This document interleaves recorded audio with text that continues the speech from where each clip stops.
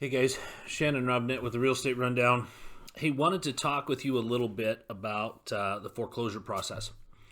It's funny, if you'd have told me in January we'd be where we're at here in April, I never believed it. But what I'm seeing is I'm seeing a lot of speculation out there. I'm seeing a lot of panic out there. And I just wanted to talk with you. It's nothing about what I think of the virus or how quickly this is going to dissipate or where the market's going to go. But let me just talk to you about processes.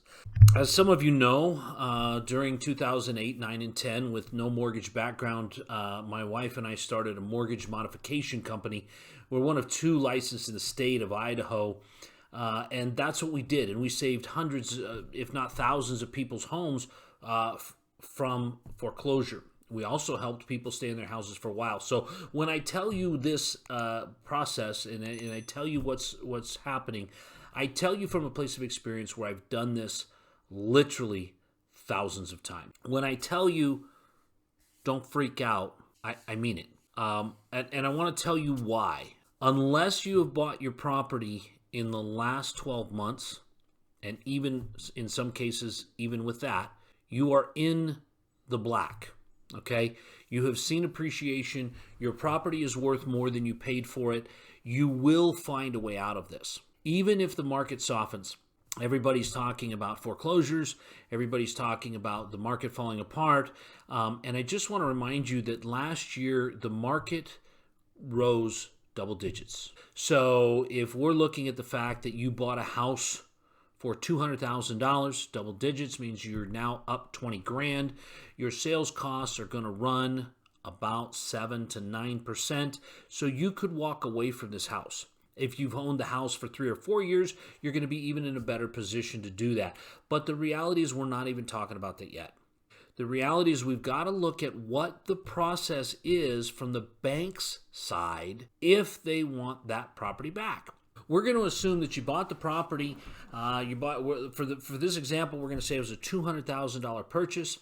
You bought a $200,000 home. You put 10% down, so you put $20,000 down, and then you closed on the house and you own it, right? And that has been what's gone on. If you miss this month's payment, if you've got a tenant in there and the tenant decides they're not going to pay, and you miss this month's payment because you don't have the extra to pay it, you need to contact your lender.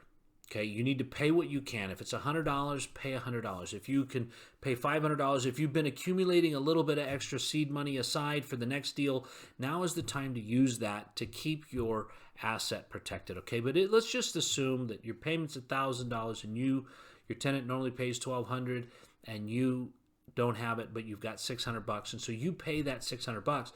When you do that, the bank is going to send you a notice. Okay, that bank is going to say, hey, we had an agreement here. You're going to pay me $1,000. You're only paying $600. What's the deal?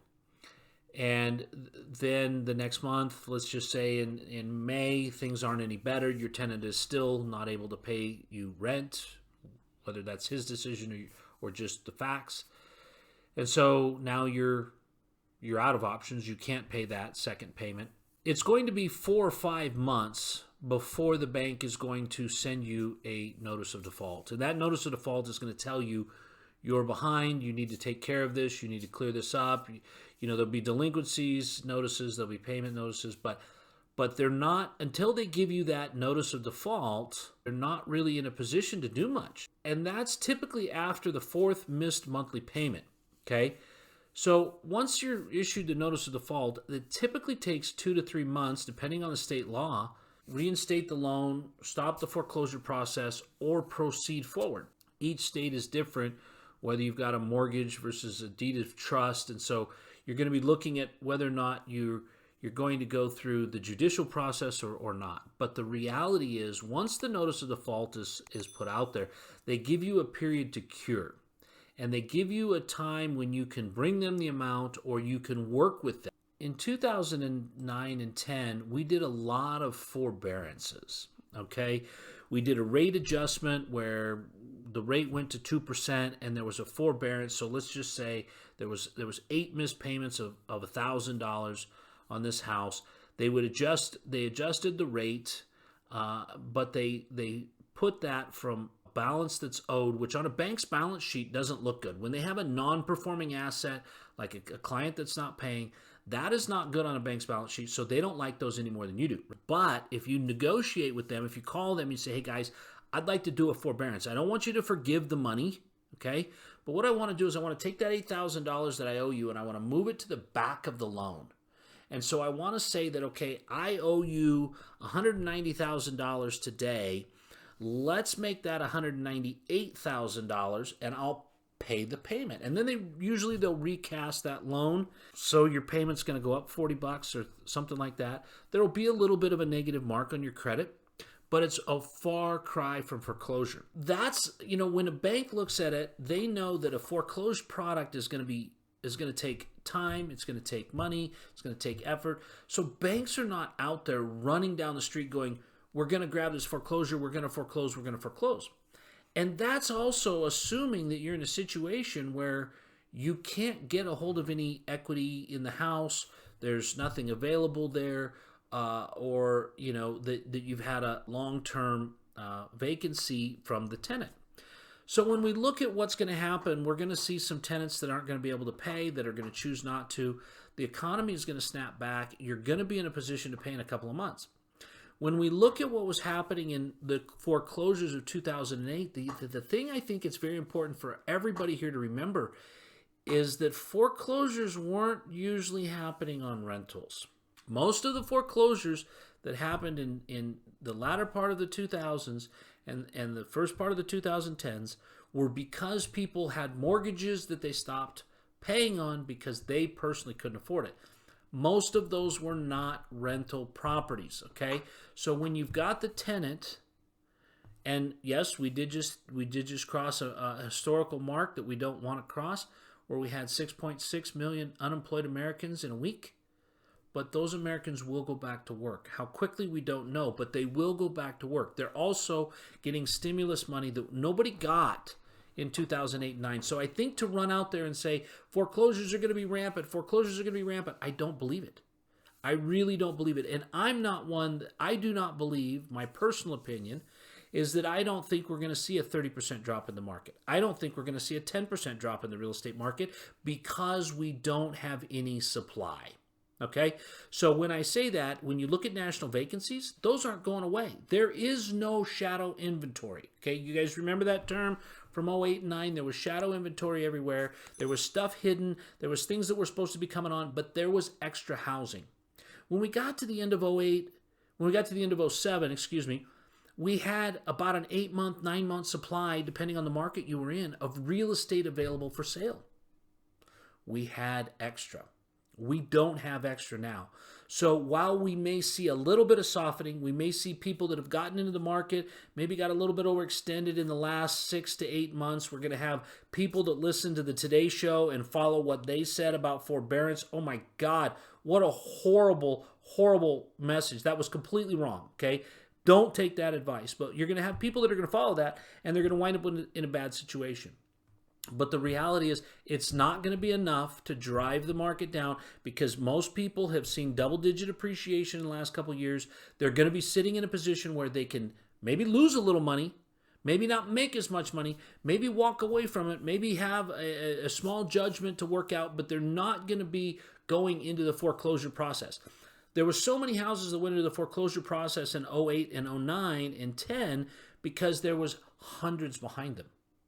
There was houses that people had bought that they had put their money down. They had put $5,000 earnest money on 5 houses, and the builder had gone to building them, and then they're all sitting there. And there was so much inventory. There's none of that now. So when you just look at simple supply and demand, you will see where we will not have the foreclosure waves that we had then. This time, because if you're unable to continue to maintain your mortgage, there are plenty of people behind you that will be able to do that. Fannie and Freddie are not in the position that they were in then. They are still willing to lend money. They are still willing to approve loans. There's stimulus coming into the market now. So when you guys really step back and look at it for a minute, my personal opinion is you're going to see a dip in the market. You're going to see a plateau. These people that are saying that there's 20 or 30% crash coming, I don't buy it. I don't see it. And if you're rooting against the whole American economy for a 5% dip, for a 5% or 10% savings on a real estate rental property, shame on you. Just think about that for a minute, okay? You're betting against everybody's prosperity so that you can get a better deal because maybe you're kicking yourself because you didn't do it earlier. But the reality is, guys, I'd like you to contact me if you can show me where you think the numbers are coming from that shows that the data is there, that the supply, that we're in an oversupplied situation that's going to create too much supply for the demand.